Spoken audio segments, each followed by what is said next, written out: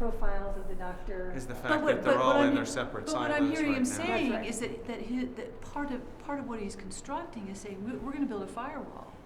But And it's- HIPAA can't come after us. But Right, you're saying, right, are you but- saying the but- law like that they- But says what no. she's saying is the I'm same saying- thing that I'm saying as well, is that once the government and all the insurance companies have this huge interconnected network, they can reach out anything for anybody and privacy goes to zero. One possible option, which I think you would approve of, because I'm a skeptic myself when it comes to EHR, I mean, EHR security and privacy is mission impossible. That's what I say, and I have. Would it be possible for you to develop some sort of interface that has to be part and parcel that gives the patient a checkbox, will you share with blah, blah, blah, blah, blah, and who and when? Because that is the only way To stop that, the that would HIPAA handle it. intrusion. Absolutely. That's the Because only if a way. No, patient that's decides, goes everywhere, fine. So what have you? Because That's actually exactly what we're going to do. But even more, I guess, even more secure than that. The only person that's going to have access to one patient's file is that patient. So if they say, so maybe like a use case for this would be a patient that that's moving cities and they're moving doctors to a new doctor with a new EHR. The only person that's going to have access, and this is including their insurance company will never have access. And I'm sure you know I'm not a big fan of insurance. So Or government, one would hope, you know, having seen all this gone on. But go ahead. I mean, but regardless, the fundamental key to this is going to be that the files and every bit of patient data is going to be completely secure for that patient. The only person, like I'm not going to be able to decide what that patient does with their data. No one, and if I can't do it, no one else can. It's going to be But is there a way that the patient can decide, okay, I want to let my doctor have it, I want to let this hospital have it, but I don't want anybody else to have it. I don't want to check any other boxes, and that way the government can't reach into it from DC, or somebody else can't reach into it, because the government, as we know, because 2 weeks ago, there was a huge data breach, the largest in the history of the federal government. 21 million people for security clearances Wow. were taken away. When were was this? breached. This is from China. When was this? Yeah. This is from China. Yeah. When was this? Yeah, it was about. It was OPM, the Office of approximately Personnel right. The Management. Office of Personnel Management. How long ago was it? It was a month ago. But Okay. the details didn't Come out seep till a out couple until weeks. last week. Okay, And the that's gal why I that didn't was hear in about it. charge resigned. I was wondering, like, why did I not hear But about that this? accomplished Shit. nothing Pretty huge. because That nothing makes sense. changed Yeah. except the person. Kind of been out of the loop for a little bit. Well, let me give an analogy of what this software is going to be. It's basically, let's say you have a safe, and the safe sits in the middle of all these EHRs. You put your records in this safe, and so what you're describing, the checkbox to say only you can have it, you can't have it, isn't necessary, because this is all locked in this safe, and the patient has to decide, okay, I want this one person to have it. So by default, no one gets access to it. By default, it's locked, the key's thrown away. And when the patient decides, okay, this is my new doctor and I need them to have all my patient records, then that's the one person. And they have to go through a process to do that. And we're thinking using some sort of two-step authorization process. So besides the patient password, et cetera, they're going to also have either maybe an Authy or something on their phone that also does it, as well as if they don't have access to that, then a phone call from our end that says, okay, are you giving That's the latest in access? security now. I know with an EHR that's online, they won't contact you any other way, but they ask for your cell phone, and they'll text you like a secret code in case you forget your login or something. That's something. But I think Twila makes a great point, and hopefully Twyla, sorry. Twyla. Yeah, there you go. I apologize at the moment. So privacy is a huge deal, and when everything's connected, literally every part of the system can see every other part of the system, and that's where the issue happens. That's where the data breaches happen, and that's where the criminal activity happens. My guess is you didn't probably see my presentation, but one What of our time big was it at? thing. It was 12:30. recorded. You can see it. Yeah, I'd love Sure. to see it. One of our big things is he who holds the data makes the rules. Mhm. And so Obama put in the electronic health record mandate the year before Obamacare, and it was considered the foundation to make Obamacare work. So $30 billion and a mandate for electronic health records, because they knew they had to get the data in order to do the payment reforms, which would restrict access to care and pay. So that's my concern. In what you're saying, I can kind of see a glimmer of the patient would have the control. But the other thing I just want to ask about, would the patient have the control over which part of the record would go? See, that's something we haven't right now, and I'm sort of on the software side of it. So the privacy side, we're going to probably get a team of attorneys to sort of sort all that stuff out. So not the best person to answer these questions, but Okay. I think that if the patient only wants part of their records, that should definitely be an option they have. And what I know, software, that's no harder. It's simple. You say, okay, I only want to send you this record. It's no easier or no more difficult than sending all of them to send one. So the thing that I always ask members of Congress and their staffers, I ask them this question: when you go to the doctor's office and you sign the HIPAA privacy form, what does it mean?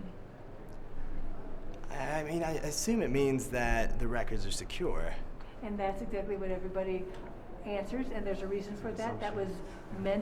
That's what you were meant to believe. Right. It just means that you understand or have received the notification of privacy practices so that you actually know that you don't have any privacy. It is simply that you have acknowledged that you have gotten the notice of privacy Wow. practices. So if That's your interesting. attorneys think that HIPAA actually protects privacy, they start on the wrong foot. Ew. So keep that in mind when you're talking Yeah, to so your maybe attorney. a little bit Absolutely. more looking at what HIPAA actually does, and she's Absolutely. really she's the one who I hear speak Yeah. on this most I think we might knowledgeably need and stuff, so. if you'd have time to sort of help us I out have with the time. conversation. This if is a you wanna big get issue involved. for us. I have Yeah, time. I'd love to talk to you a little more, and just Okay. especially when we're actually sitting down with the Yes. right people, because I may not be the right person in the company, but I can call the right person and That's right, but now you get her know. to talk to right? you. So I'm happy that Yeah, you know. absolutely. I just want to say thank you. It's fabulous. I Yeah. work with medical students, and I set up Okay. chapters all across the country working with medical students to help them bring in speakers and set up debates all about healthcare policy. great. I would love for you to be on our speakers bureau. And I Absolutely. know you're really busy. Yeah, what I would be know the you're really schedule? busy. So it's up to you. Just contact me after all this stuff settles down. And I've got some of our literature over there on one of the things that you can take a look at it, or you can look at the website. But I think what you're doing is fabulous. Not just that you're doing it, but you're doing it as a medical student.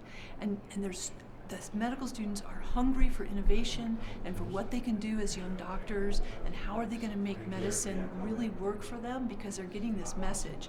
It's all different and it's going to be terrible and you should never have gone into and you have this wonderfully positive hey, it's full of potential out there message to send. So I'd love for you to be part of our speakers bureau. Absolutely, I So love that. It's contact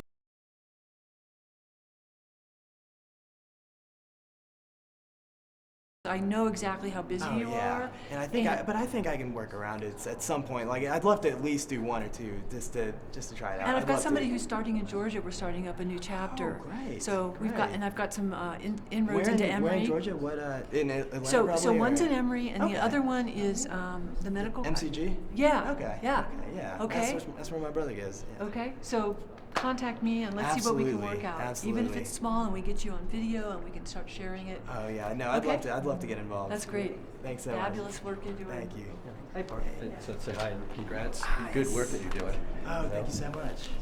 I'm with the Physicians Organizing Committee, and we're interested in what you're doing from the policy side, but also the individual practice side. We reached out to- ICD-10 charts or EMR? Yeah, it's the ICD-10 charts, but yeah, the yeah. EMR thing's part and parcel. Right, right. It's all linked, right? And, just like Twilight's bringing up a lot of these privacy issues, we're looking at, the way that the insurance companies use HIPAA